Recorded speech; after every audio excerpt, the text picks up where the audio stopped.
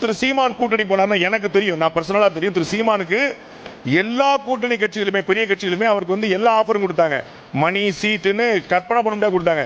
அவர் வரமாட்டேங்க அப்படின்னு தெளிவா இருக்கிறார். அவர் கூடி கொள்ளையடிச்சா சரியாயிருவா, கூடி எல்லாரும் கொலை பண்ணா கொலை சரியாயிருவான்.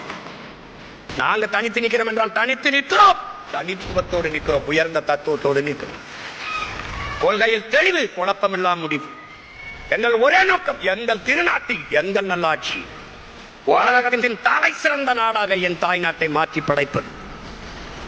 பசி, பஞ்சம், ஊழல், லஞ்சம், கொலை, கொள்ளை, சாதிய இழிவு, தீண்டாமை, அடக்குமுறை, ஒடுக்குமுறை, பெண்ணி அடிமைத்தனம், வனக்கொள்ளை, மதுமத போதை ஏதுமற்ற ஒரு தூய தேசம், புதிய ஒரு தேசம் செய்வோம், மக்கள் புரட்சியால் அதை உறுதி செய்வோம் என்ற முழக்கத்தை முன்வைத்து உங்கள் பிள்ளைகள் இந்த காலத்தில் உங்களோடு